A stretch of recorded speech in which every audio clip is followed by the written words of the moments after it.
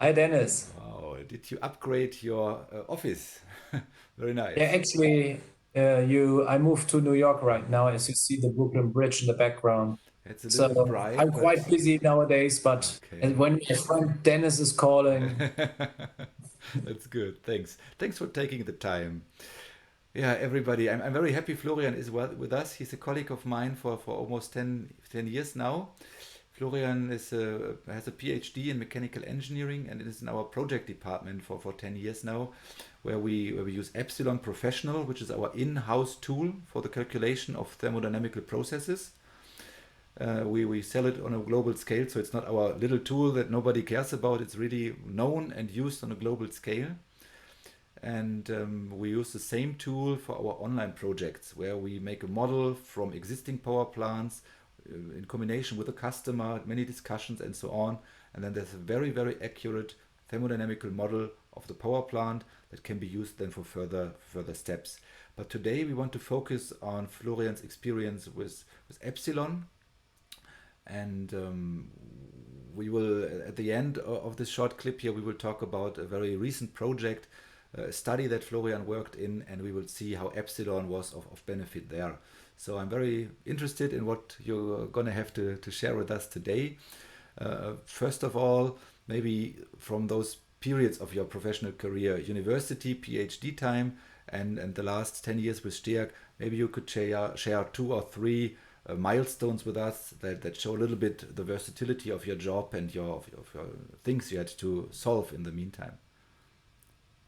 yeah, nice, Dennis. As you said, even already in the university, I had my first contact to Epsilon, as I used it to actually model the chain of supply for liquefied natural gas. And during my time and my work at the university, I gave a lot of trainings for students, for upcoming professional engineers who also learned about modeling energetic Mm. cycles or were interested in how to simulate new technologies as well.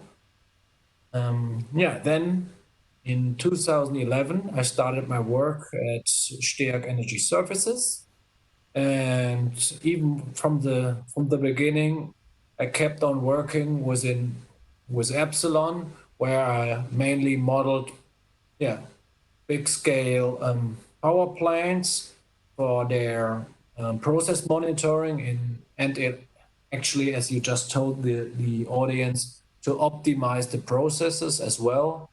That means, increase the efficiency. That means reduce the emissions, or Mm. at least, yeah, increase the generated output. All right. And therefore, I worked in Germany as well as overseas. My last project was in Wilhelmshaven, which is in the Northern Sea in Germany. And yeah, I had a lot of trainings overseas for the STEAG with an Epsilon. I think even in my first year, I had training for over a week in Bangalore. That was quite exciting, also from a personal standpoint. And for sure, last but not least, there's a huge experience I had with Epsilon with you, Dennis, as we visited the fair in Cape Town in South Africa, right? Feels like yesterday, but it's already a couple of years ago. But I remember that was a very interesting trip with lots of company things to do, but also a little bit of a chance to see a little bit of the country. So it was amazing, and yeah, I'm glad we can share that experience together and with the audience here. Right. So you have done very different things with Epsilon over the time. What do you think? What are the benefits, the good parts about the versatility of the Epsilon? When does it make sense for usage, and when is it maybe too much or over the top? Mhm. That's a good question. I think first of all, Epsilon's a thermodynamic simulation tool, and we started from modeling water steam cycles. But as the landscape of energy generation is, yeah, is Changing, increasing, right? changing, A and you might lot. have noticed, Yeah. yeah, Epsilon has changed and increased as well. So it's nowadays a very versatile tool with a holistic approach, and you can model a diversity of different technologies, right? And this is especially, just to name a few, you can go into solar power generation. We have components for modeling wind farms. We have components for combined heat and power, for refrigerants, and so on and so on. I can name some, but as you were asking, where does Epsilon make sense?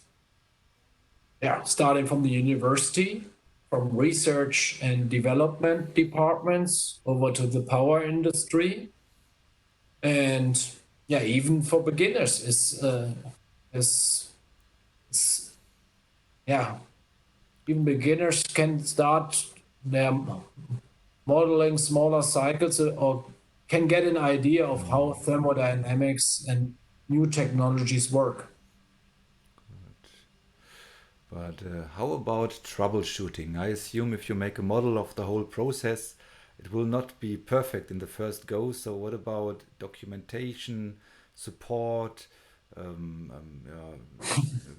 help, or even pointing out what's wrong with the model? How is that going with Epsilon? That's a good question. For me, as I already had contact to different other simulation environments, findings, finding the errors you produced yourself is key.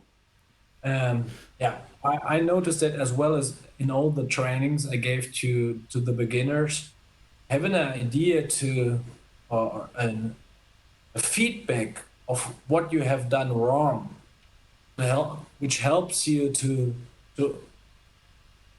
get faster progress in your Epsilon modeling skills is very important. Therefore, Epsilon comes with a huge component library, whereas every component has its own example, which you can open and add to your own model via a drag and drop. Furthermore, for sure, you have all the written help files, which are very, very helpfully, but nevertheless, don't forget about the old school way.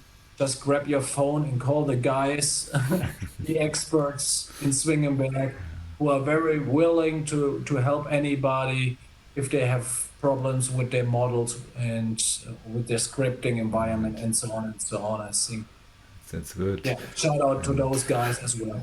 Yeah, absolutely. I hear many times that they can find very quickly what the problem is or what somebody was fighting for some time. So maybe it's also a good reminder for everybody who's watching, even if you consider what to do or if that's the right component, the right way to go, you're also welcome to just contact them and ask, hey, is that the right way or am I wasting my time? I think they have very, very valuable input for such models. And then everybody can then go on easily on their own again to some point. Yeah, yeah, Okay. yeah. Florian, you David. mentioned this urban energy solution project that you were involved in recently. I know it's currently still going on, and so we cannot share every detail. But in general, what was that about, and what were the difficulties that had to be solved by you and by Epsilon in the process? And nice you mentioned that. I think this this project you're bringing up right now is one of the best examples when Epsilon can be a really powerful tool.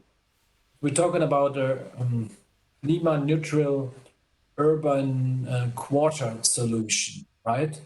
It means that on the actual premises of the current city airport in Berlin, in Tegel, and the municipal heat and power company, in German the Stadtwerke, together with E.ON, they build up such a project where new houses, new company buildings are built up, and they are provided with heat, also with cold, with power, and therefore they have the goal to make it as climate neutral as possible. So reduce the CO2 emissions as far as even possible.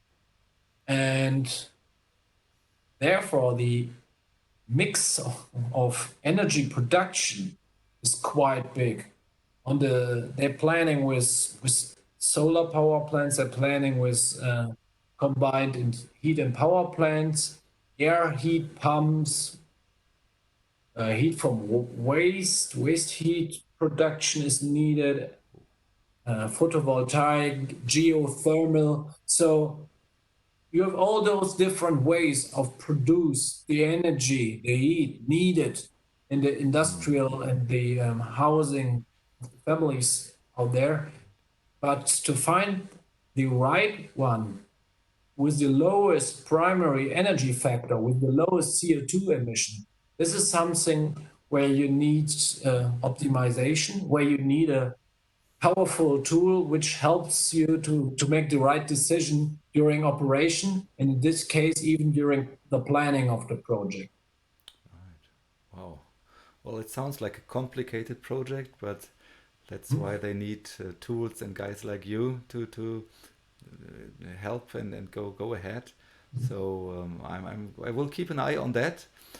Um, well, Dennis, yeah, just one last word oh sure, in regard to this project. sure, You gave me the stage right now. As you're talking about please, experts, I please. have to also send some shout outs, some thanks to my guys in Zwingenberg who helped me a lot during this project, building up this model so far. Right. And not just like a troubleshooting, also implementing maybe new functions and new components in the Epsilon for everybody for the future. So Yeah, definitely. those things are also possible. Yeah, right. Yeah, Epsilon is growing with the technologies. That's right. Yeah. And right, that's a good point. I will put some links down below where people can download a brochure of Epsilon or even get a trial version if you follow those links. So yeah, maybe for now it should be enough for now. Florian, it would be great to see you again for a future episode. Definitely. If you have Yeah. questions, everybody, please let me know. And yeah, let's make sure to stay in touch. Have a good day, Florian. Have a good day, everybody. And bye Dennis, bye. Take care. bye.